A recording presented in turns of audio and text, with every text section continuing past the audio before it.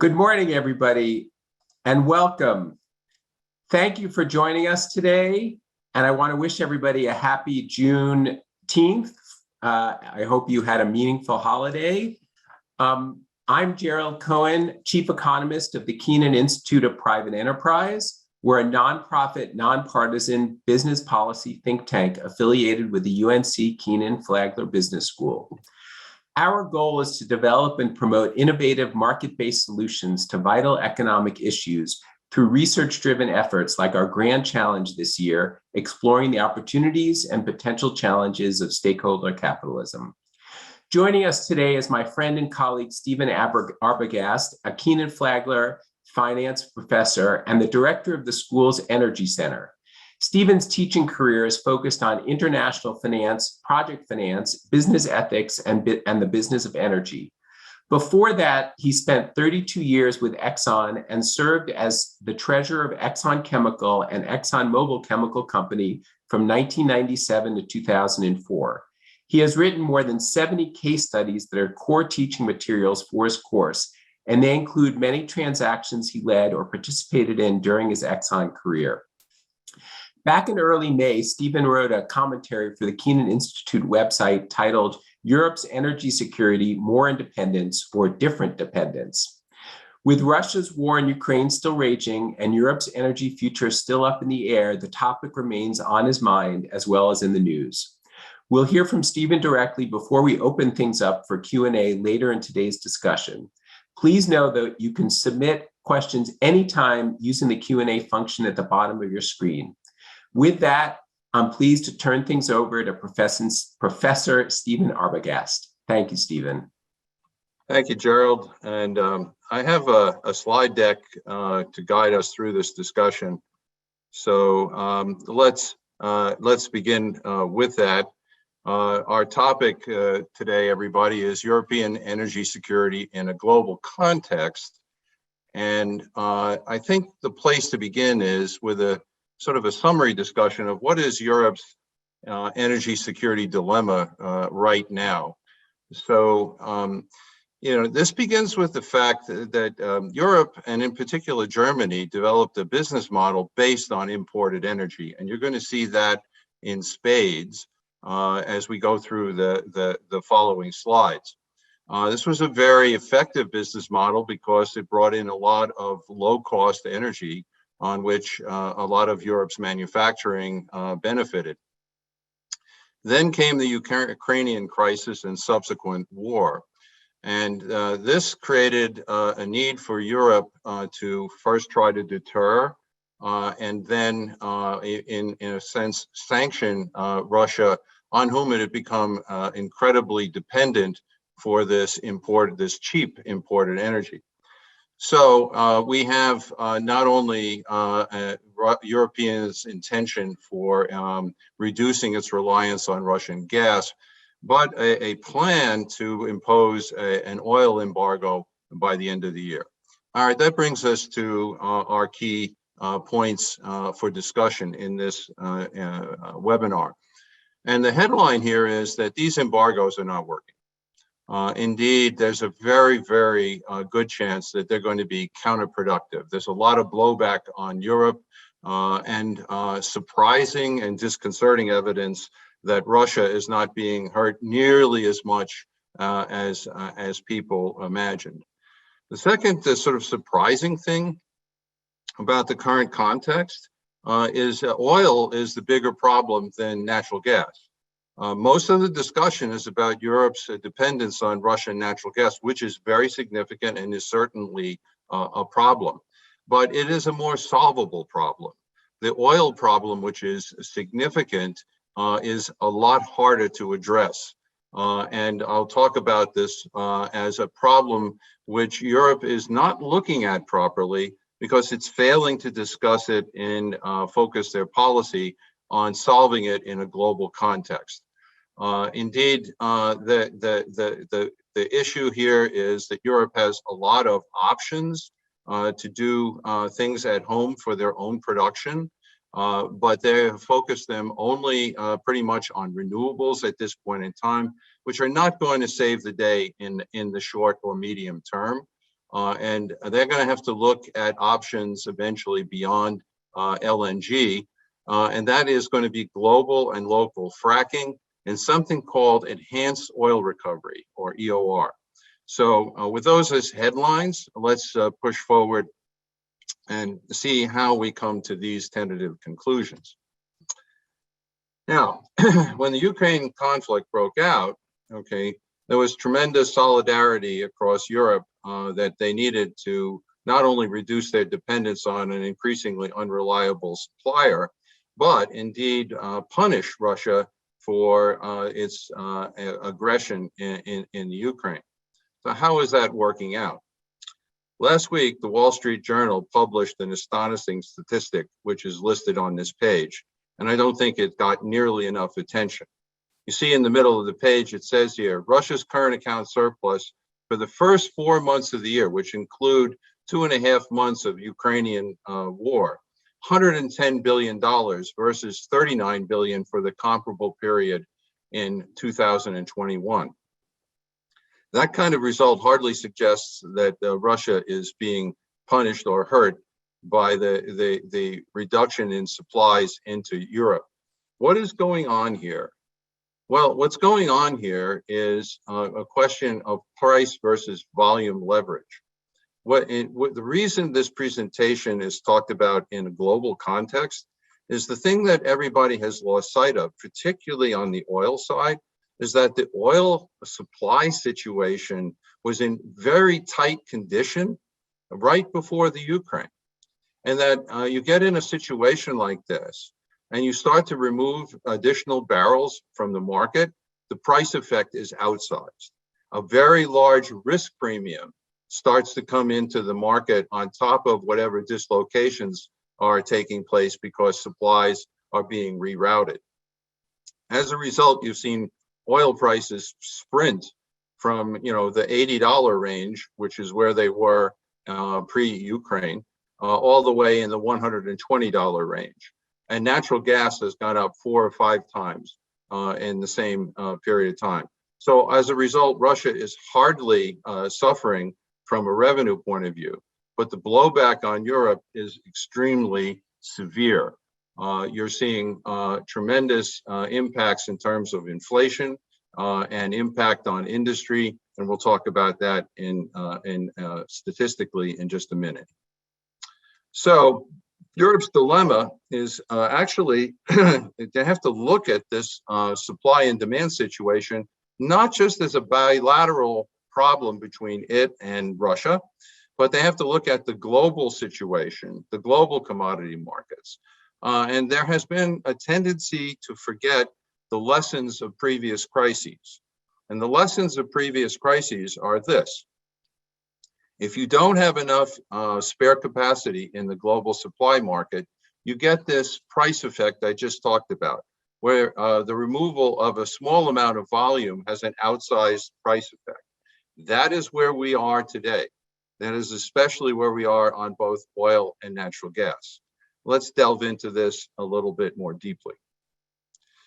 Now, this is a description of the supply and spare capacity in OPEC in the months of February and March of 2022. The oil market was already tight coming into 2022, and what that meant was that there was very little spare capacity outside of OPEC. You probably know that in the United States, which became the largest oil producer in 2019 at 13 million barrels a day, the COVID pandemic had caused supplies in the United States to fall toward 10 million barrels a day. And so, there is no spare capacity in the United States. There's simply an effort to recover capacity that had existed, in prior years. So where was the spare capacity in the global commodity market? Well, it was in OPEC. Now, the general rule is that there needs to be something in the range of 5+ million barrels a day of spare capacity in the market for the market to be in some sense orderly, where any sort of disruption or change in demand doesn't have this outsized price effect. If you look at the bottom of the right-hand column, you say, there's 5 million barrels a day of spare capacity in OPEC. What's the problem? But look a little bit more closely. What you first see is that pretty close to 3 million barrels a day of that is in two countries, Saudi Arabia and the United Arab Emirates. So that accounts for like 60% of the spare capacity. And those countries play the flywheel in OPEC. They're the ones that basically decide, okay, where do we want to set prices? How much of this do we want to make available to the market?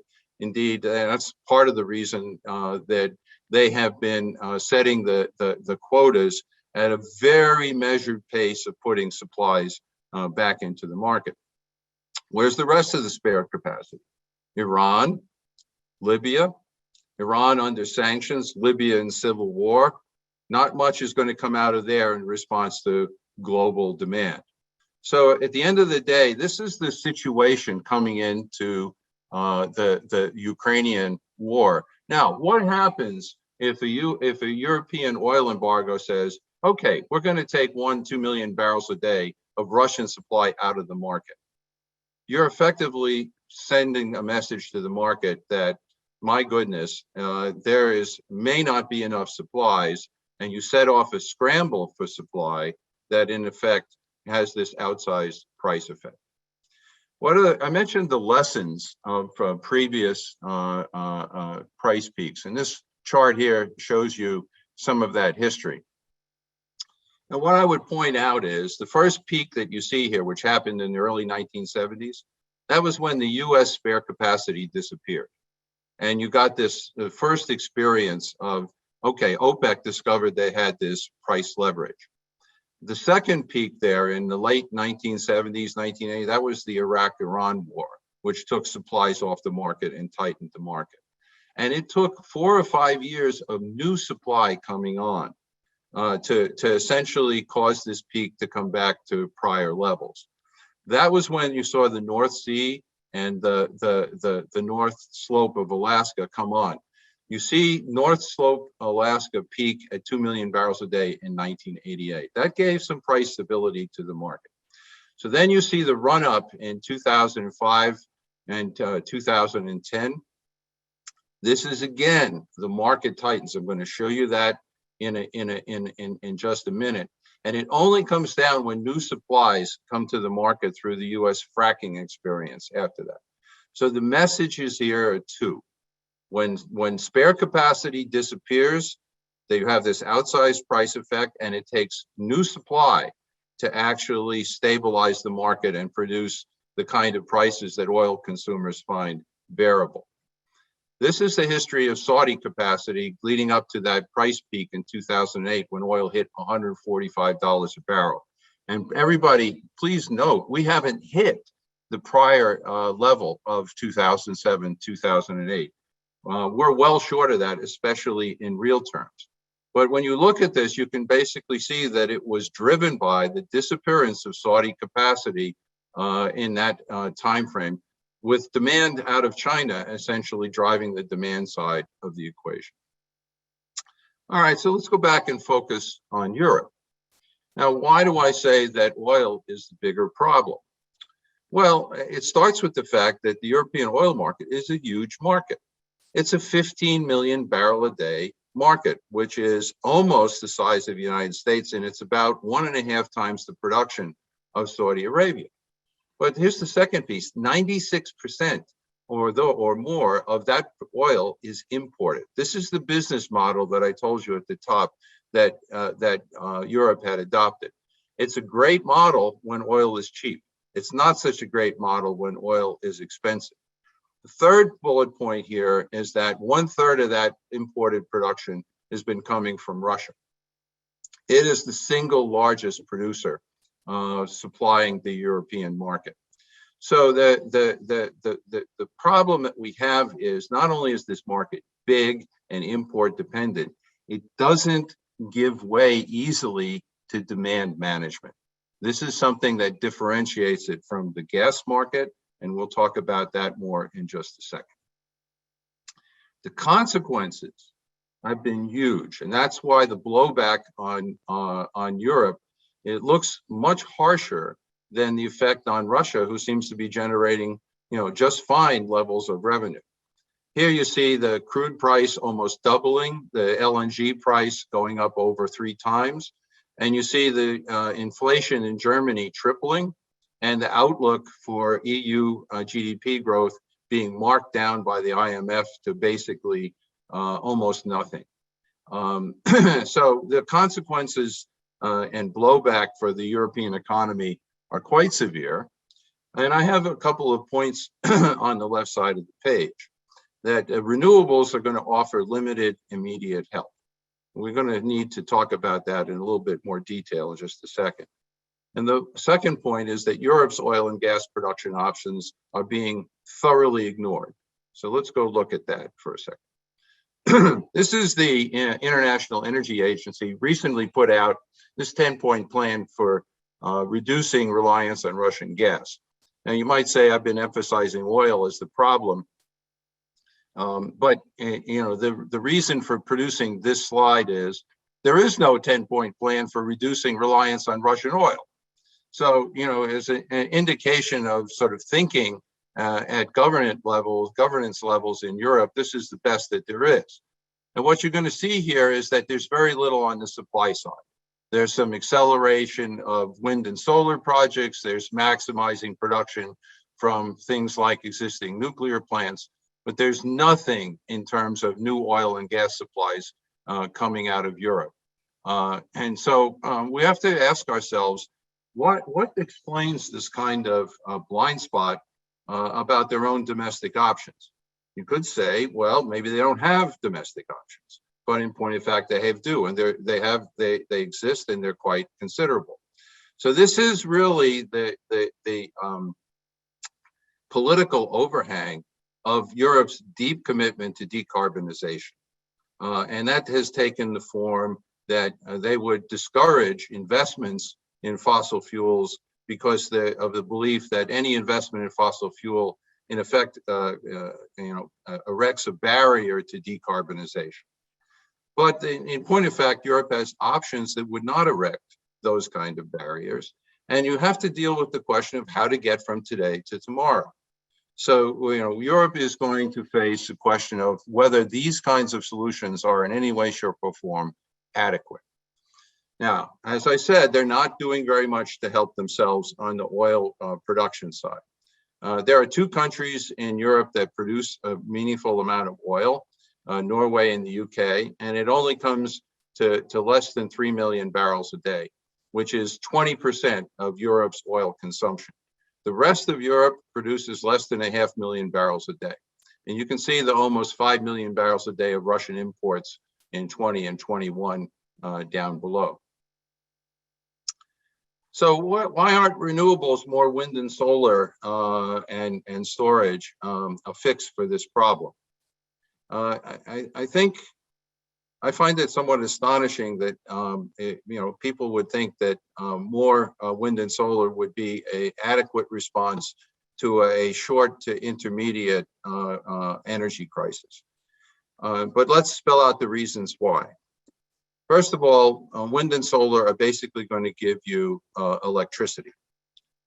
So it's not going to give you any immediate help in the transportation sector.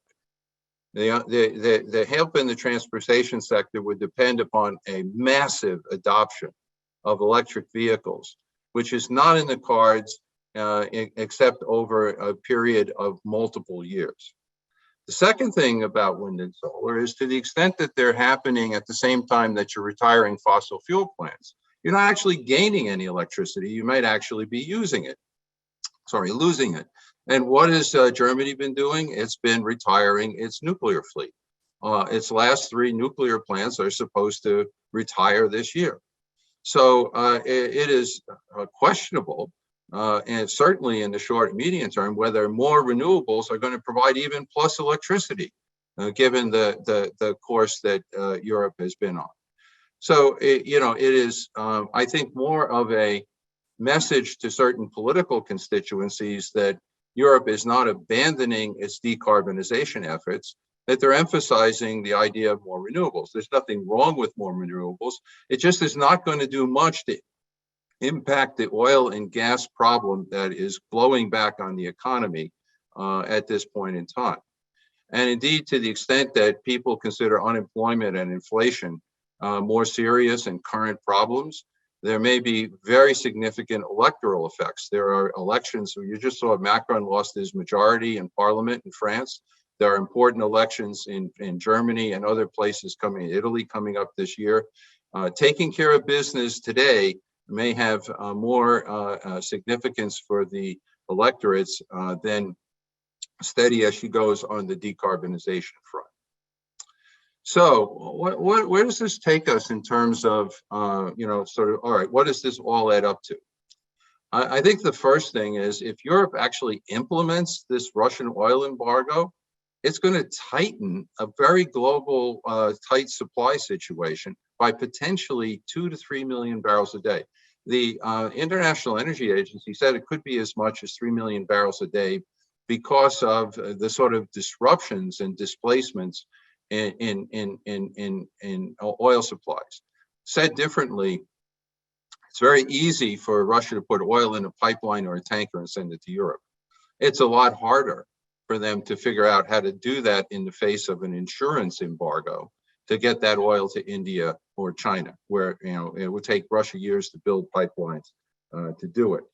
So first question, is this oil embargo actually setting us up for an even worse price situation toward the end of the year?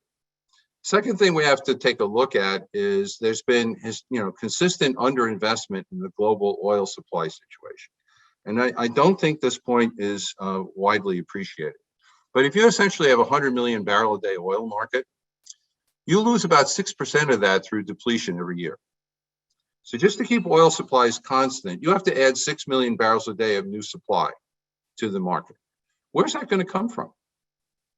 There was a lot of thought that countries like Iran and Iraq and even Russia would be adding supplies to the market. That's probably not going to happen.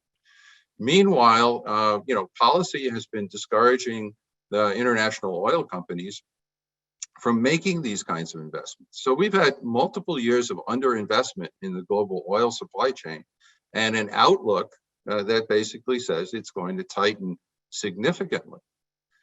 Well, high oil prices are usually the cure for high oil prices.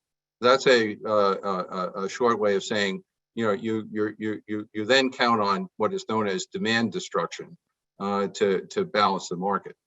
I think the first thing we need to say about demand destruction is that it's an extremely painful way of balancing the market. The second thing to say about it, it doesn't happen quickly. Demand destruction takes place over usually a couple of years. The third thing to say about demand destruction is that a lot of it's temporary. It tends to come, demand tends to come back. You just saw this with COVID. I mean, oil, world oil demand went down into the 80 million barrel a day range at the height of the pandemic. We're back to 100. So if you don't work the supply side, when you decide you've had enough recession, a lot of that demand is going to come back. I think all of this puts a lot of pressure on Europe to compromise with Russia on supplies. And whether Europe is going to be able to maintain its solidarity with the Ukraine over the months ahead in the face of what's coming is a very, very serious question. So what should be an alternative way to look at it? I think the historic rule is you've got to get 5 million barrels a day of global spare capacity back into the market, and some of that has to be outside OPEC. It can't all be in these countries that don't share the kinds of concerns that the United States and Western Europe have at this point in time. If you can get 5 million barrels a day of spare capacity back into the market, you can cause oil prices to drop and cut Russia's export revenues, both in terms of volumes and price. So what I'm saying is you've got to work the supply side to make any sort of Russian embargo effective. Now, is there options for doing that? Yes. And happily, they are options which are in many ways compatible with the long-term energy transition and decarbonization that people are talking about. Those options are fracking and enhanced oil recovery. So let's go take a look at that. Now, many of you probably understand what fracking is. It's a hydraulic fracturing. It's a combination of a lot of water injection and horizontal drilling. This was responsible for the surge in U.S. production of 13 million barrels a day in 2019. But the fact that needs emphasis at this point in time is that this is a short cycle way of increasing production. It doesn't take the 3 to 6 years that things like the Arctic or deep offshore require. It has minimal exploration risk in most cases because you're working with source rock that has already in past years been explored. And best of all, it depletes rapidly. So if, let's say we have a good breakthrough on technology and the energy transition begins to move faster in the late 20s or the 30s, fracking can be allowed to wind down very quickly. So it is the option that in many ways is most compatible with the decarbonization efforts that we're talking about. What is its enhanced oil recovery? Well, the specific form of it I want to talk about is the use of carbon dioxide to flood existing known reservoirs. This is something that is already happening extensively in West Texas. Companies like Occidental are well practiced in how to do it. And it has another interesting form of utility, which is it pairs well with carbon capture. So to the extent that our decarbonization efforts are going to have to be more hybrid in the future, that we're going to have to use carbon capture to decarbonize natural gas plants or for hydrogen manufacture, we have this question, where are we going to put the carbon? And one of the best answers is you put it in old reservoirs, would give you more oil production. Now, why is that a really interesting answer? Because the economics of it make it most attractive for the first efforts to get the technology of carbon capture scaled up. And secondly, by itself, using carbon dioxide to produce oil is in most instances break even or even a net negative on carbon. When you think about it in terms of backing a barrel of oil back into the ground, say in Saudi Arabia, it's a huge gain. So these are two options that deserve more consideration as somewhat compatible with the energy transition, indeed, and may be conducive to the broader approach to the energy transition. Why have they not been embraced? Why is it that there are these fracking bans across Europe in countries like Netherlands and Germany and France? Well, essentially that was because of other environmental concerns, which are a factor to take into consideration. This was water, there were concerns about water contamination, concerns about seismic events. The thing I would say to everybody here is that we have over 10 years of experience dealing with these environmental factors in the United States now, in states as diverse as Texas and Pennsylvania. So there's a lot of regulatory and operating practice that makes it a lot more reliable that you're not going to get these environmental impacts that many feared when fracking was just taking off. There's another thing that you should take into account here as well. That unlike the United States, if you went for fracking in developing countries or in Europe, it's going to be the major oil service companies. It's going to be Baker, Halliburton, and Schlumberger. They have the most advanced environmental practices for doing this. So that gives you some additional comfort on that score. Well, could this potential get us to the spare capacity that we need? The fact is that the United States could add 2 to 3 million barrels a day of capacity inside the United States in a year or two if it made it a priority. That would be the signal from the current administration that they actually wanted to enable it. But the Energy Information Administration, looking at the potential in the United States, they have a high price forecast, and that's where we are today, that the US could be at 17 million barrels a day by 2025 versus the 12 where we are today. So that shows you the potential that exists for putting spare capacity into the global commodity market. There's massive amounts of tight sands deposits all around the world where the international companies could operate. And then in Europe, there's very significant potential, which they've essentially been ignoring. And I want to particularly talk about the Groningen gas field, which I'll get to in just a second. This gives you some sense of the potential in Europe. Now, this is gas, but usually when you have source rock where you have gas, you'll also have oil. Take a look at Poland and France. Combined, they're the equal of Russia. And you have significant amounts in Germany and the Netherlands and the UK as well.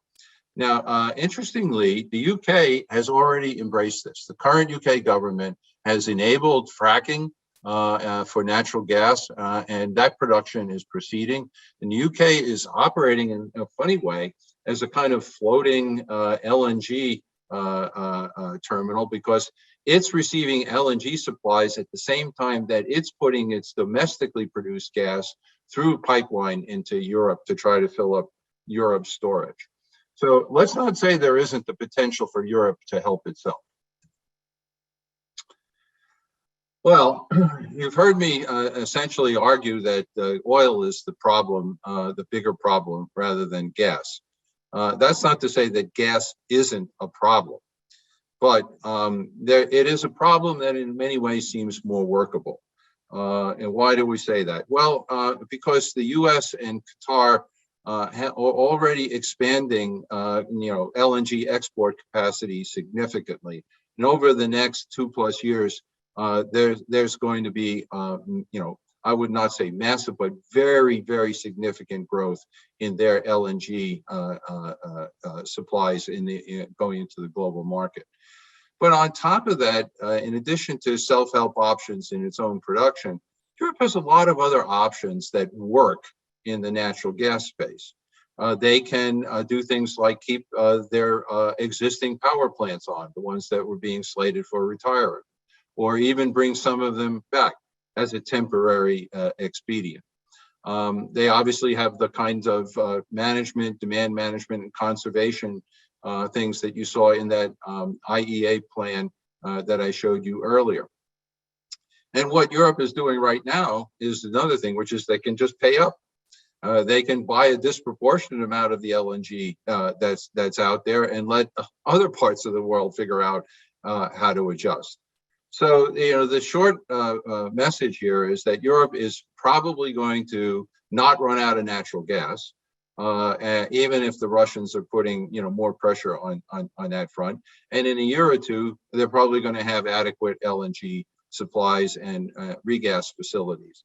And so, getting through next winter may be a little tight, but as I said, there are a lot of things they can do on the gas front.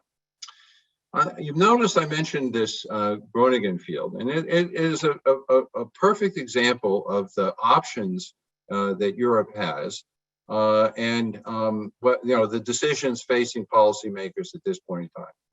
Now, Groningen is Europe's largest gas field, and it could produce 54 billion cubic meters annually, which is a significant chunk of what Europe needs to fill up its storage and get through the winter.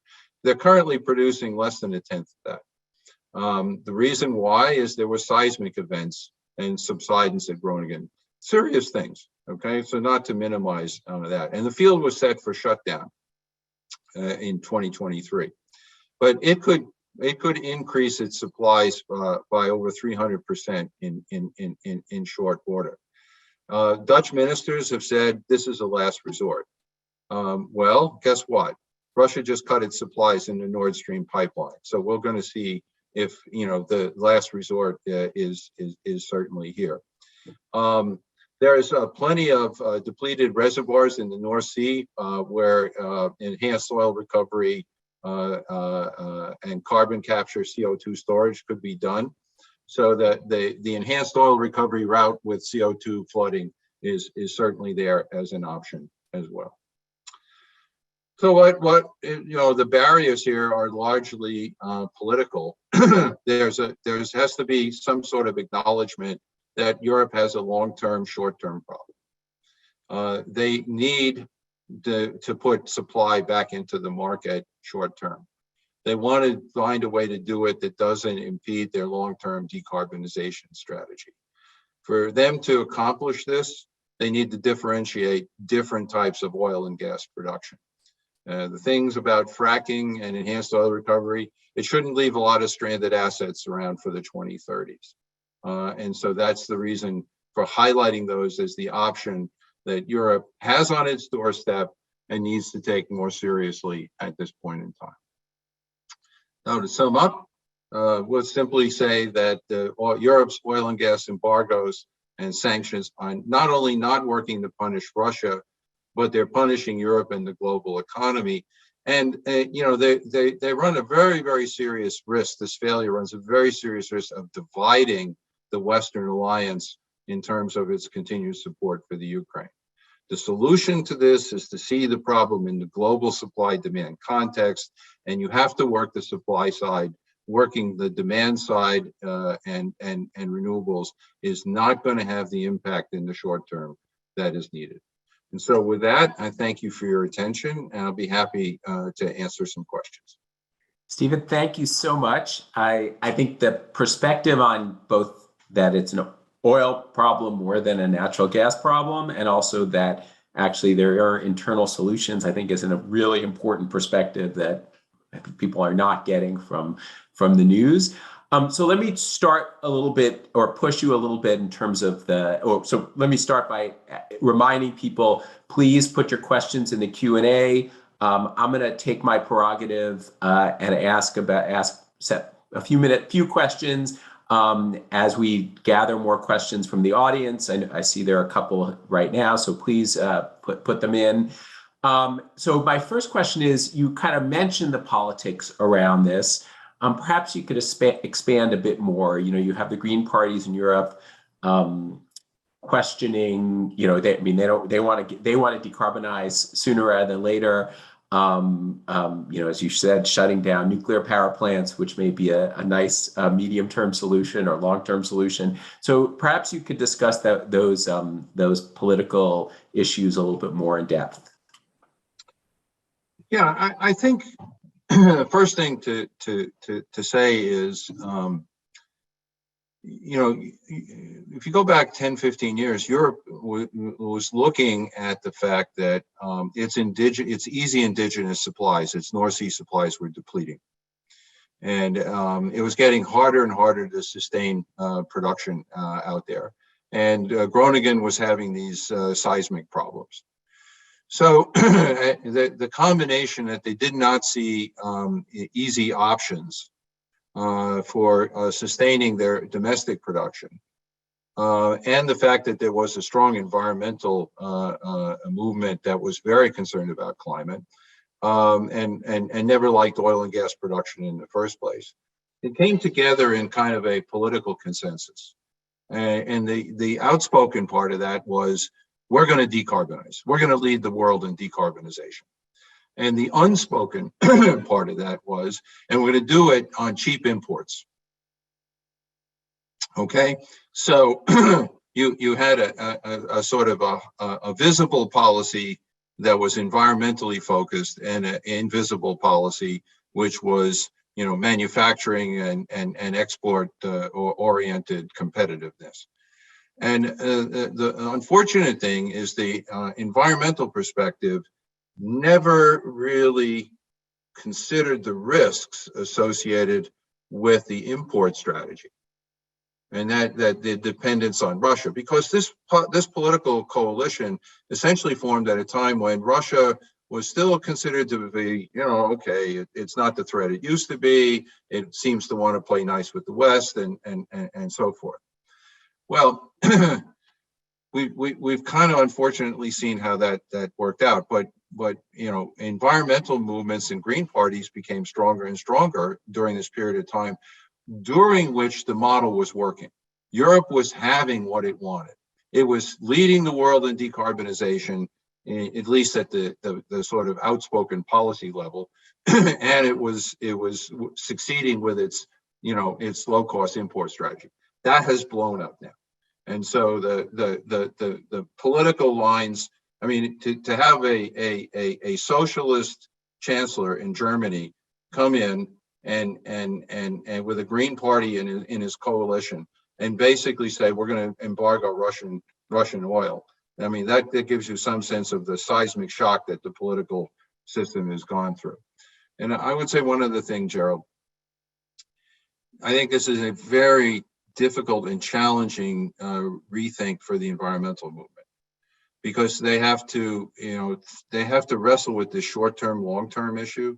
They have to wrestle with the politics of staying on track with decarbonization in the face of these current issues. And that really, I think, calls for more of a all of the above approach, things that are compatible with the long pathway to transition. Thank you, Stephen. So I'm going to turn to U.S. shores with and kind of use your expertise, even though the issue is not on Europe. But I think everybody is asking themselves, how are we sitting with $5 a gallon gasoline, given that oil prices have not risen? I mean, they've risen a lot, but we're not at 2008 levels, and yet gasoline prices are meaningfully higher. So could you, and I think you could speak to this both in a US perspective and the global perspective. So why are we here, and is there anything that we can do? Yeah, so I think the interesting part of this is that which is not widely perceived, this is a global trade problem. When prices take off in Europe the way they do, those prices get sucked back into the United States. And the similar thing is happening in Asia. So I need to explain why that's happening. So we have in our program at Kenan-Flagler a course on the business of refining. And it's taught by an executive vice president at one of the major refining companies in the United States. So I called him up a month ago and I said, explain to me what's going on. Normally when crude prices are rising, refiners get crushed. How are you making so much money? And his answer was, I'm looking at the biggest crack spreads. Those are the in effect, gross margins in the refining business I've ever seen in my 40-year career. I said, all right, explain that to me. He said, well, what happened is, in normal circumstances, Europe exports surplus gasoline across the Atlantic into the East Coast, and that competes with supplies coming up from Texas and keeps the price of gasoline low in the East Coast. Now we've lost about 1 million barrels a day of refined Russian product in this Ukrainian business. So guess what? That European gasoline is not coming across the Atlantic. What's happening in the Pacific? Well, out on the Gulf, out on the West Coast, where you got $6 gasoline, every time you got prices going up in California, supplies used to come over from Singapore and Asia. Not coming. Everything's staying home. So all of a sudden, you're looking at not only the fact that crude supplies are tight, but refining is tight because Russian supplies have gone off the market. Thank you. Again, I think that's a perspective that most people don't understand, or I didn't understand. So thank you for raising that. So taking questions from the audience, I'm going to group a couple of them. They're kind of a couple that are on this question of grown-again and whether it can be in general, fracking can occur in Europe safely. And the one particular, what was the seismic issue that we should be, that are kind of have caused them to shut it down or talking about shutting it down. So could you speak to the geology of Groningen and or Europe and say, what is this a viable option? Yeah, so Groningen is different than other frac opportunities in Europe. The stuff that's a little bit about what the landscape in Holland is like. I mean, you're talking about very low lying land that in many ways they had dikes and so forth to control the ocean. Well, Groningen was discovered in the 1960s, and it's been produced for decades, but it's so large that there's still a lot of gas left. But about 20 years ago, they started to get what is known as subsidence. And that is when, in effect, the stuff that you're taking out of the ground causes the ground to start to collapse. And that began to produce seismic events that wrecked houses in the North Holland area. And so the company, this is basically a field operated by Shell with Esso as their partner. They began to pay fairly large settlements to people for the damage. But in point of fact, it was more of a political hoo-ha that, geez, we shouldn't be doing this, disconcerting to towns and homes and so forth. Well, the answer to that question is now, which is the bigger emergency? The companies have studied this stuff to death, have made their case to the Dutch government that they could minimize the seismic events. But the Dutch government essentially had not wanted to deal with the political fallout, having already conceded the principle that, we should just sort of shut this down. So I think the Dutch minister is right. Is it a last resort? Yeah. Are we there? Probably. So, bring the majors back and basically tell them they're going to pay through the nose for seismic events, but go ahead and produce. Thank you. So there are a couple of questions about the kind of U.S. role through a combination of what can the U.S. do in terms of helping Europe from increasing gasoline, increasing oil production, but also kind of the political issues. So perhaps you could address or appreciate if you could address those. Interestingly, I think the biggest signal that the Biden administration could give to the oil industry would be to take a different approach to pipelines. The first thing Biden did when he came into office was he killed the Keystone pipeline. Now, I'm not making the case that Keystone should come back. That may be a ship that has sailed. But a more interesting problem was the way in which the Atlantic Coast Pipeline was killed. And any interstate pipeline right now anybody who would dare to try to build an interstate pipeline crossing state boundaries and have to deal with the FERC is going to get cost overruns, multiple years, all kinds of challenges, and so forth.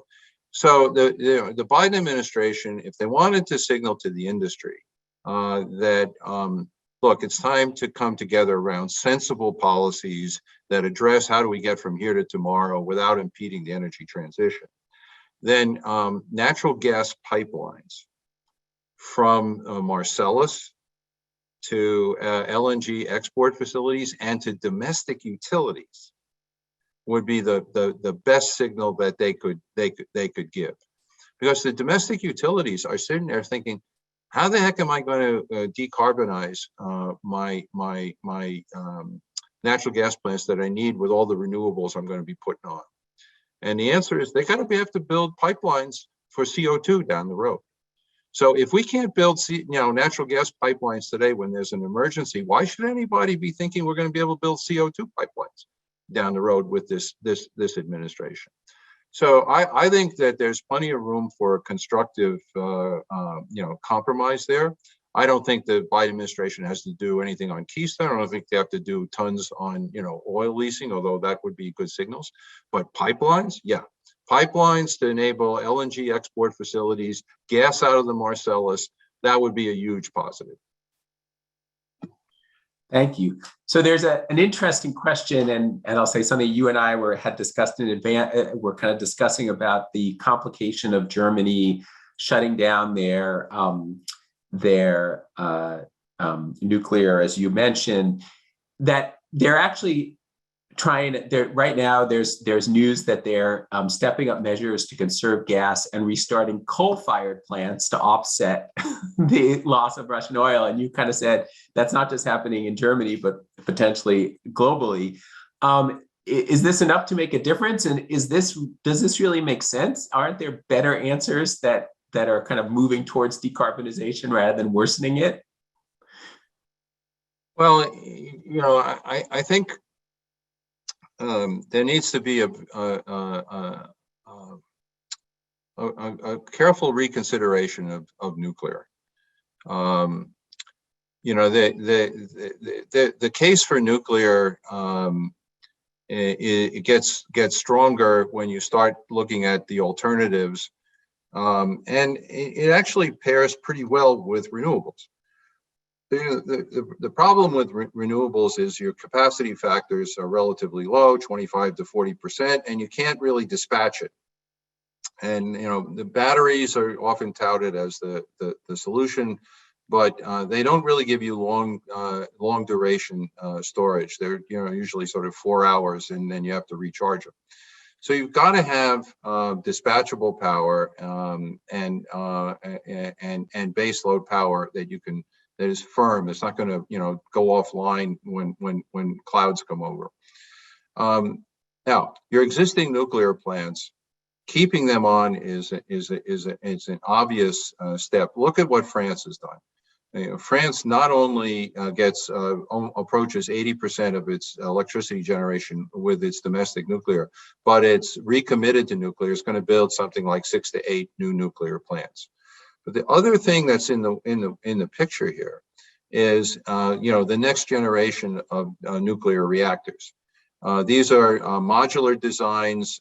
They can be built at like 60 megawatts and run in series. You can have plants that go from 100 megawatts to a gigawatt.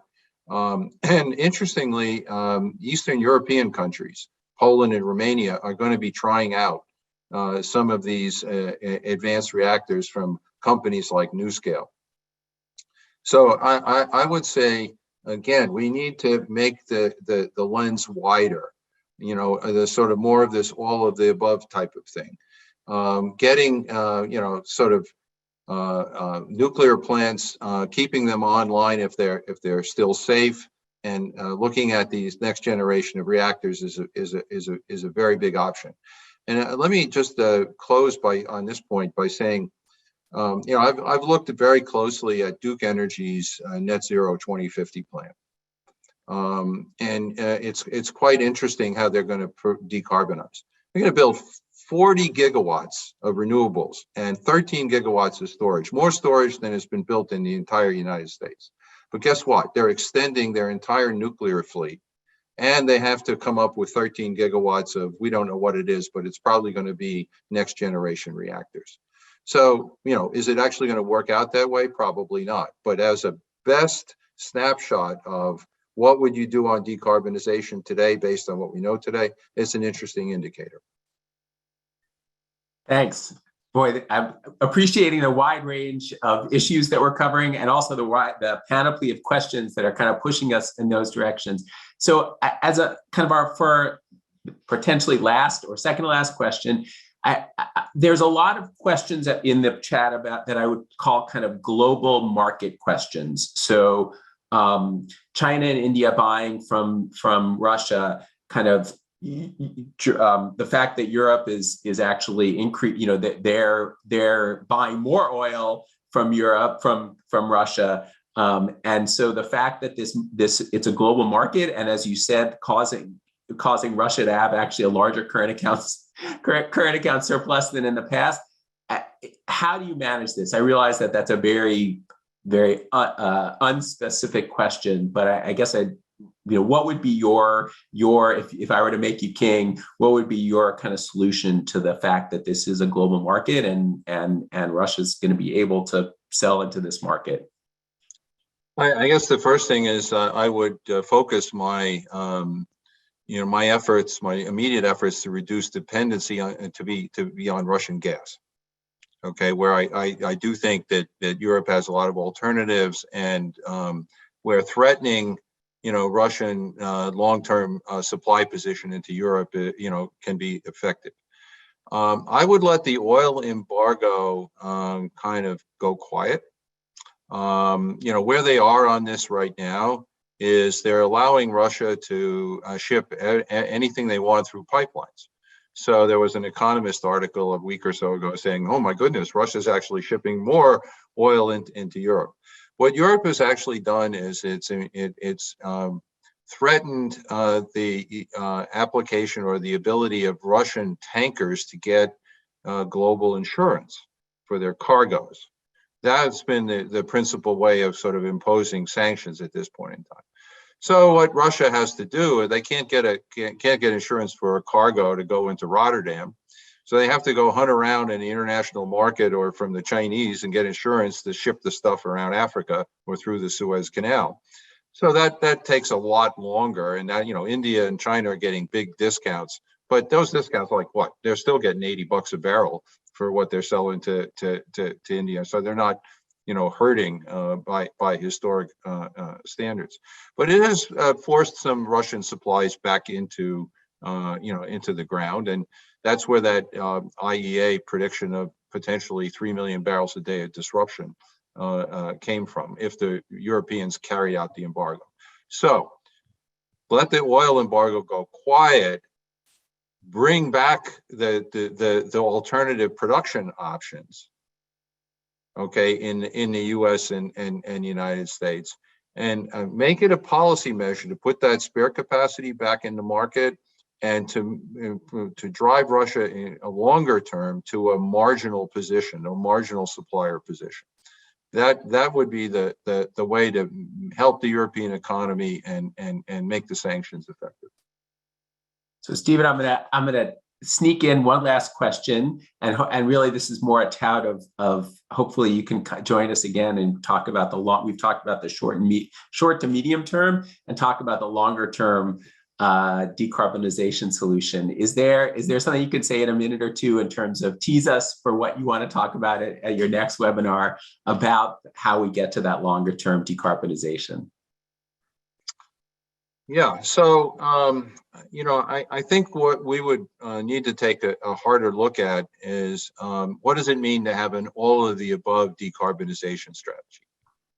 Okay, and so we would take a closer look at the things that are needed to flesh out the renewables only strategy, and part of that would probably be uncomfortable for part of our audience. In this particular sense, I would spend part of it going back to this question of the difficult reappraisal that the environmental community has to go through. Take, for instance, the Sierra Club. If you go on the Sierra Club website, they're absolutely opposed to nuclear. Okay, they want decarbonization. They want the whole energy transition to unfold, but they are unalterably opposed to nuclear. How are they going to decarbonize China? Are they just, is the Sierra Club just happy to ship US and European emissions to China and India? Is that their solution? It's one atmosphere the last time I checked. Okay, so we would need to have a discussion about, okay, what is the full panoply of options? What are the trade-offs that have to be made, and what is the rethinking that has to go on if climate is the preeminent issue that the environmental community is concerned about? So Stephen, thank you so much, and I really say we really appreciate the fact that you're kind of willing to ask these hard questions and say, look, there aren't easy answers, and as economists, we and Kenan Institute, that is our mission, to say what is the right answer, not what is the easy answer. So I would encourage. So please, thank you, Stephen. Thank you to the audience for your great questions. I encourage all of you to keep an eye out on our website for our work on energy, our work on stakeholder capitalism, and generally our research. You can find us at kenaninstitute.unc.edu. And if you have any questions, please feel free to contact me, Gerald_Cohen at Kenan-Flagler.unc.edu. And thank you again for joining us. It's been my great pleasure, and we look forward to seeing you at our next event.